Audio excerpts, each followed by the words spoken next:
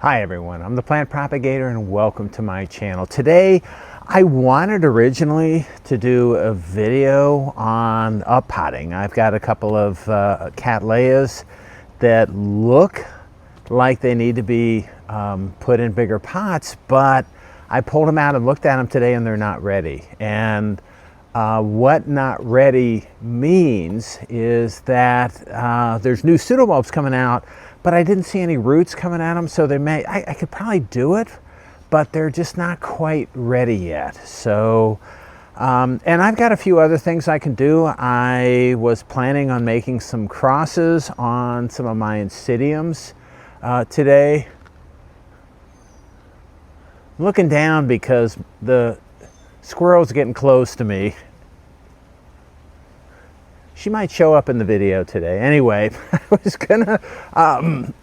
gonna make the video on the repotting, but I just decided it wasn't quite ready. So what I'm gonna do, rather than do uppotting of some larger plants, I was gonna do some uppotting or transplants of my seedlings. I've got a lot of seedlings that need to go into bigger pots. They don't need to, they're fine. You know, right now, when I deflask, I put the seedlings right in 2-inch pots. And these guys have probably been in these 2-inch pots, I would think. It's probably been maybe 9 months. I don't think even 12 months, but I think it's probably been 9 to 10 months after deflasking. And some of these plants, if you look at them, they're getting pretty big. The conditions that I'm using for my deflasking are going really well, and I'm getting big plants fast, and I'm really excited about it. The problem is I am running a little bit low on space. As I move these guys from 2-inch pots to 4-inch pots, it uses all my room. And even though I'm trying to do it I'm trying to be space economic, I still use, I mean, you know, it's like 4 times the space. The 4-inch pot is 4 times the space of a 2-inch pot. So I have to be a little bit careful and cautious about what I'm doing. I keep a list on my phone about how many plants I have in the 4-inch pots, and what I'm trying to do is limit myself to 5, but I might even have to come down to 4 because I'm just running out of space, and it's bad. So I'm limiting myself to just a few, and what I have now, these are some of my newer hybrids that need to go from the 2-inch pot to the 4-inch pot. So that's what I want to show you today. And there's not much to it, and I've demonstrated this to you in the past, but I think it's, you know, people are requesting and they want to see, in addition to the flowers that I have, they want to see me do some, you know, divisions and uppotting and transplanting and things like that. So I thought, okay, I got a transplant today. I've got these plants need to get into bigger rich pots. I have some space. And I have some space, yay, because I was able to offload a really nice Cattleya intermedia. It wasn't that nice, that's why I offloaded it, but it was big. So Marietta, if you're watching, thanks. She stopped by here, I think yesterday, and picked up the Cattleya intermedia that was a big plant in a big pot, growing like crazy. And now I have space, probably for a couple of these containers, that each of which I can put 4 4-inch pots in. So it's time to uppot. The plants that I have here, these are unique hybrids. These are my hybrids. Some of them are growing really well, and so let's get started on the uppotting of these seedlings. So what I do with all of these is I take them out. Right now they're in 100% Orchid classic grade as seedlings. So when I deflask, they go directly in these pots in the Orchid.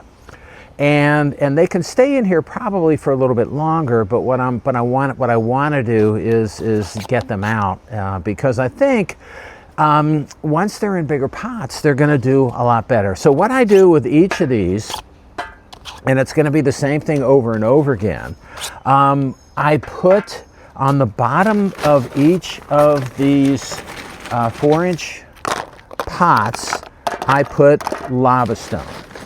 So I just, and this is big chunky lava stone. So I put them here like this, and then I will put my plant in here. And some of the lava stone is big, but what you have to get in here is a nice airy mix. You have to get a mix that around here, when it rains in the summertime every day, I just can't put it in bark. I can't put it in most other mixes because it gets too wet and it stays wet. And that's why I got to move them out of here, is because I think they're getting too wet. Okay, so the first plant that I have here is again one of my hybrids, and this is Christopher Walken. And yes, it's the same name as the movie star Christopher Walken. I don't know why. It was named because my daughter, the plant propagator Junior, really likes him and his work. And we were trying to come up with something clever because it's a Walkeriana cross, so Walken, Walker, it was close, and we were trying to come up with something clever, but we couldn't, so just named it just flat out straight for Christopher Walken. It is cornerstone times RLC, Rhyncholelia cattleya cornerstone with Cattleya walkeriana, and it is a semi-alba. So what you do is you take them, these are 2-inch pots, and these are pretty wet. If they were dry, I might soak them, but these were wet because it rained last night, even though it's pulling out kind of hard. Which means that the roots are sticking to the pot, which they did. I'll shake off all of the potting media right here, just so it's, you know, I don't pull it off. I just shake it off. And if there's any dead roots, and I don't expect there to be many, and there aren't, if there's any dead roots because of the you know, in the potting mix, I pull those off, but there just aren't very many because it's a pretty new seedling. Okay, so what I'll do then, and I showed you there was a little bit of the lava stone that's in the bottom. The new growth is right here, so we'll move. There's 2 new growths. Jeez. These are vigorous plants, so even on a seedling this big, there's a new pseudobulb coming out here that's large, and there's a small pseudobulb coming out here that's a little smaller. So that's what I do. I flag the plants that are the most vigorous growers, and these are the ones that I kind of save, and we're potting up today. So there's a new growth here, there's a new growth here. So I'm going to put the old growth towards the back side of the pot, and the new growth towards the open area of the pot. So it's kind of lopsided just a little bit so that the new growth can come out and get in the open area of the pot. The next thing that I'll do is I take the next potting medium that I use, which is giant leca. And this is giant leca. So these are really large clay. LECA stands for light expanded clay aggregate. So these are essentially balls of clay, but they have a really smooth surface to them. They have some of the same characteristics of the lava stone that's in the bottom of the pot, but the surface of this is smooth so that the orchid roots can grow across the surface of these balls, and they grow nicely. Sometimes with a lava stone, I notice they're kind of, it's a jagged surface, it's a rough surface, and sometimes the roots don't tend to do as well. But with the lava stone, they really like crawling over the surface of the lava stone. So what I have here is I'm going to put the lava stone all around here, just like this. And we're doing this over and over again. And then I just kind of make sure that everything is anchored in here good. A lot of times with seedlings, what you see people do, what I have colleagues that do, is they'll put something in there and anchor the seedling down. This isn't going anywhere. This is just fine like it is. The level has to be just right. You want the, the pseudobulbs, the new pseudobulbs, to be kind of at the top, and because you want to be able to see the roots growing over the surface of this thing. All right, so this is the first one. That's all it takes to do this. And then I put the tag back in the pot. In addition to that, what I'm doing now, because I grow all my orchids outside, and what I have found, in addition, squirrel's right down there. So I've named my squirrel Harriet, and I found Harriet digging in my orchid pots. I have a bird bath right behind you, and the birds come to visit my bird bath a lot. And what I found the other day, I had an orchid, a seedling, that was kind of upside down in the pot, and I pulled it out as I was repotting it, and there was a peanut in the bottom of the pot germinating. So Harriet, my squirrel, is using, I've seen her do this, she's planted peanuts that I feed her. It's my fault. She's planted peanuts all over the yard and in the mulch and everywhere else. But it now's to the point that, there's a lot more space if I go up. And so now she's planting the peanuts, burying the peanuts for later in my orchid pots. It doesn't matter if there's leca in there or bark or whatever. She says, there's more room up here that I haven't utilized. And so she is, she's planted in a lot, she's planted her peanuts, stored her peanuts in a lot more space. So the bottom line, the story here is that what I've noticed is sometimes these tags disappear. I assumed it was birds. It's birds and it's squirrels and it's whatever else comes through the yard. There's lots of wildlife. So what I do is I mark the pot. So this is RLC Christopher Walken. And so what I'll do is put a CW on the side of the pot for Christopher Walken. All right. And this is, again, kind of double protection. What a lot of people do is they put tags on the side of the pot and then bury a tag inside the pot. But I think it's fine just to put, the initials of the orchid. I don't have that many of them. I think it's fine to put the initials of the orchid on the outside of the pot. Okay. So moving on just a little bit, let's go to the next one, and let's just do this one right here. So this is a fun one, and I'm gonna show you a few and then do a few fast. But this is Choco Walker, and as you might imagine, it's another Walkeriana hybrid. So Choco Walker is Chocoberry Fondue times Cattleya walkeriana. So what I do is I pulled the pot off, and you can see there's a nice, there's the bark kind of stays there nicely, but I'm going to knock the bark off. I don't like there being too much bark, and the roots in this one actually are starting to rot just a little bit. And again, this is what happens when you put things in bark around here, because the potting mix, it just degrades, and I don't think you get appropriate aeration. There are new roots growing out, and it's fine, and this always happens. But what I'm going to do, just to prevent further rotting, I'm going to pull a lot of these guys, the rotten roots, I pull them off. Okay, so there's that, and that's good. Okay, on this plant, but it's still it's still a pretty nice root system here. And then what I'm counting on is the new pseudobulb that's right here. I can actually see at the base of this new pseudobulb, I can see a new root coming out. So it's the same type of thing. Snug it over to a side of the pot. The new growth is going to the open area. New growth is coming out of this side of the orchid right here, and it's going over to that side of the pot. So I will got a little wind today, so it's knocking over my orchids. But this is really straightforward to do this. Okay, so, but I mean, there's nothing to this. And when you do this, and when you tap it down with a root system that's on this plant, it's going to stay in the pot.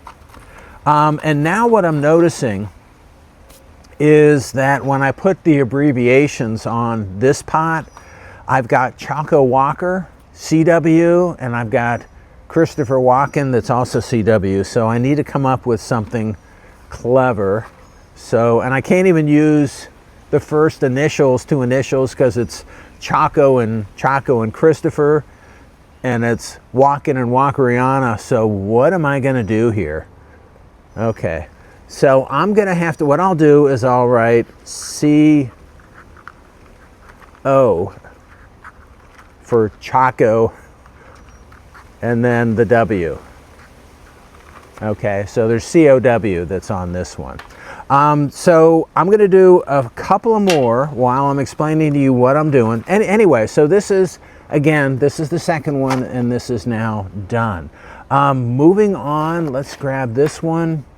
And a few of these fell over because I have wind, but this is a monster right here. And again, this was pretty recently deflasked, and this thing is big. There are roots coming out of the pot, and there's new growth. I got these two big pseudobulbs right here. That's new growth. Okay, so let me pull the tag out. This is going to be a little bit more challenging to get out of here, because what I'm seeing is the roots came out of the pot and then kind of grew back in. So I got a feeling I'm gonna have to rip some roots off of this pot as I try slow to get it out. All right, so this hybrid is called, this is again one of my new hybrids, and this is called Wings Up. And this has just an incredible root system on it. I'm gonna have to take this out. There's not enough room in the bottom of the pot for this root system and all the, and there are not too many dead roots here.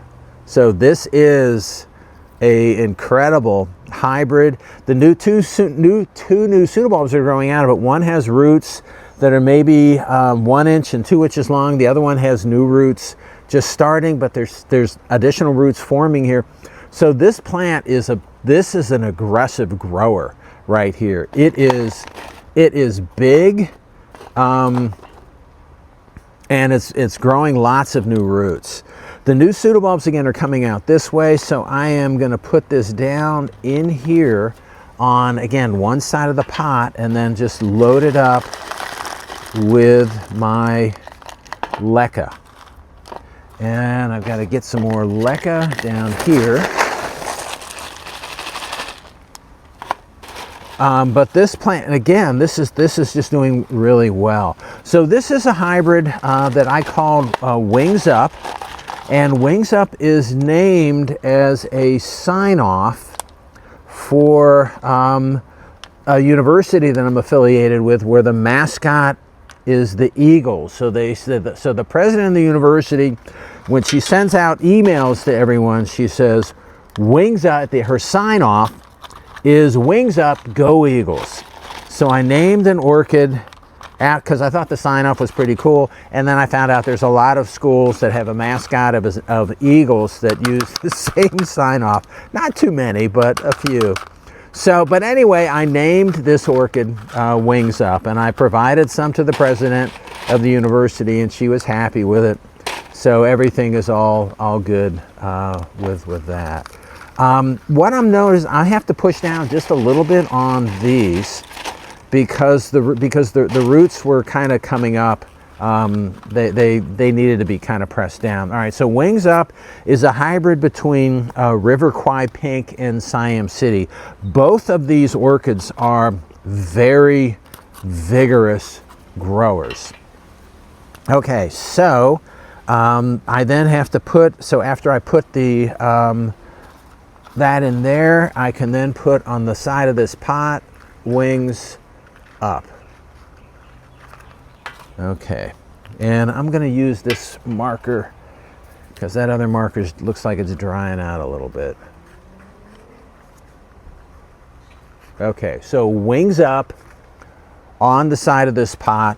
It's just a really strong grower. I'm not sure I like how it's lying down just a little bit, But if I put it over on the right part of this container, I can stand up this leaf that otherwise is kind of falling over. Okay, so the last one that I want to do and talk to you while I'm doing it, I think is right here.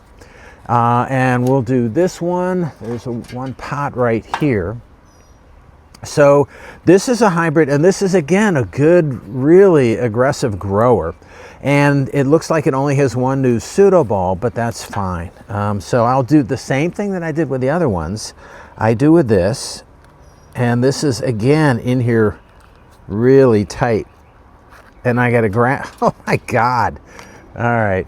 The root system on this, I mean, I don't know.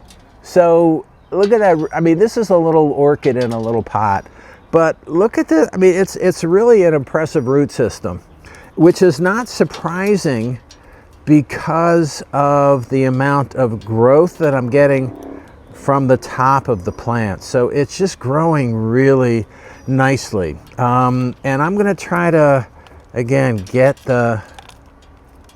I got to get most of the orchid. I don't really pick the orchiata bark off. I don't want to damage. If it's stuck to the roots, I don't want to damage it.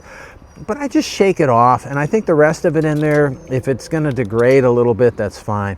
But this is an impressive root system here. New growth again is right here, so I'm going to put this in this pot with the new growth facing out. This hybrid is called, and I think I've shared this hybrid name with you before, but the name of this hybrid is Watson Crick. And Watson and Crick were the two guys that were credited with the discovery of the structure of DNA. So this is one of the hybrids that I named for the two guys that were actually credited with the discovery of the structure of DNA. And for those of you that are going to ask me about, how about Rosalind Franklin, who is a really good X-ray crystallographer that contributed to the structure of DNA? Probably not too many of you asked that, but if you're asking that, she has an orchid named after her also. So there is an orchid, Rosalind Franklin, that I named after because they took her data and they used it and didn't acknowledge her, and it was rude, and she deserved credit. So she has her own orchid. These guys share one orchid. She has her own orchid named after her.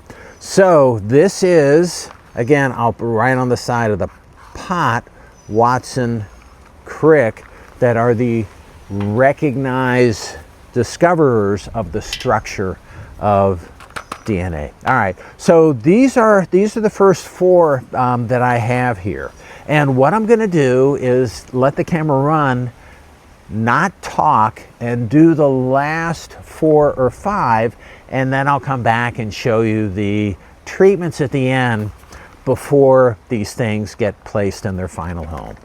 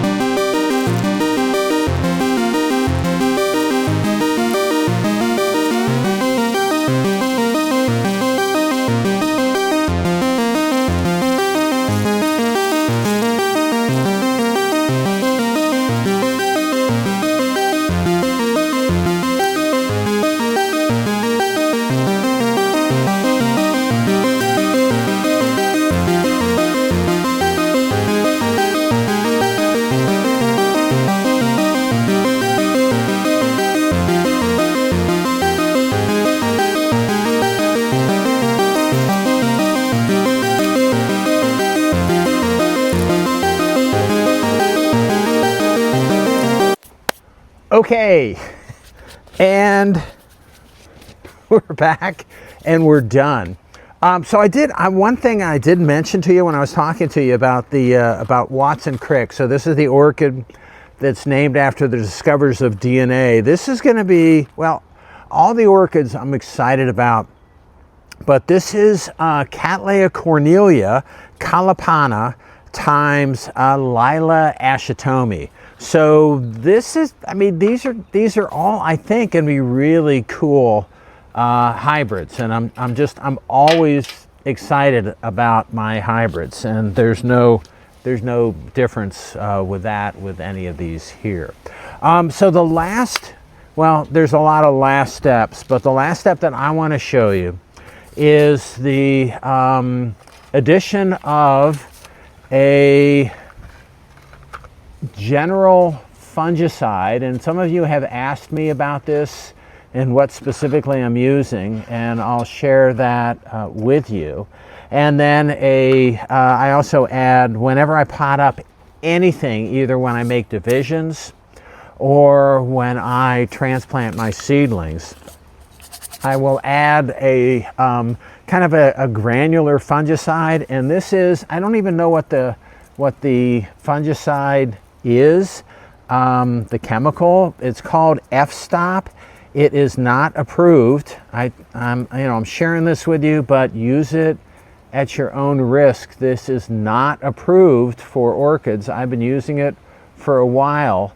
This is a general fungicide that is used for turf. And so I bought a big bag of it and used it on my turf when I was having issues with the turf in my yard. But I like using a general fungicide. It's granular, it's time release, doesn't seem like there's any negative impact on any of my seedlings.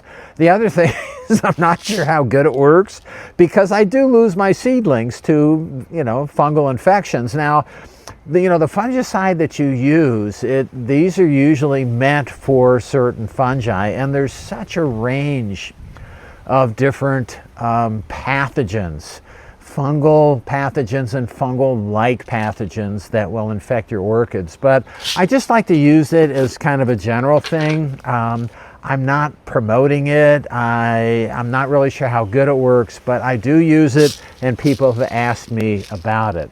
The other thing that I'm adding here that I do with, again, all of my orchids when I repot is I add a time-release fertilizer. And there are different types of time-release fertilizers that are out there. Most of you know Osmocote. And this is, Osmocote it's a good, a nice time-release fertilizer, but this is Nutricote. So a similar type of principle. The only difference between Osmocote and Nutricote is that the Nutricote is generally what I recommend for plants in Florida. Osmocote tends to be more temperature-dependent release of the fertilizer. Nutricote is more of a time release, not as impacted by temperature as far as releasing the various fertilizers that it contains. Now, this is not, I use this, or the fertilizers, there's a lot of debate. I even have videos on this, is what fertilizer you should use, and there's all types of, there's standard fertilizers that are out there. There's expensive stuff, there's cheap stuff. People use blends. I actually use a blend of, I think, 4 or 5 different things that go in my fertilizer that I use, that's a water-soluble fertilizer that I use weekly at low concentrations. So in addition to this time-release fertilizer, Nutricote, and I also should say that Nutricote, as well as the other time-release fertilizers, there's certain times. So there are 3 months, 6 months, 9 months, 1 year where the fertilizer is supposed to be released in that time. This happens to be 9-month Nutricote fertilizer. So only because I couldn't find the 6-month at the time. So it's going to be released a little bit slower. But I use regular fertilizer on top of this. Again, low levels. So, you know, the 9-month is it's a really slow release because it releases over 9 months. But in addition to that, I use my regular water-soluble fertilizer with my orchids. All right, the final step here, and there's a few more final steps. So I've got these four, you can see, in this basket. And what I'll do is I'll have, similar to this, I've got a wire basket, and I'll hang this in the spots that are on the fence behind you, and then just put these plants in there. But I'll water them, I'll soak them now really good. So I water them really, really well, make sure everything is compacted down, make sure that all of the leca is tightly placed around the roots. Even though it's tightly placed, there's still a lot of, if you look at this, there's a lot of airspace in here, and that's why I like using leca, is because you don't ever get any, you don't ever have it, you know, it won't degrade, first of all, and then it's really open.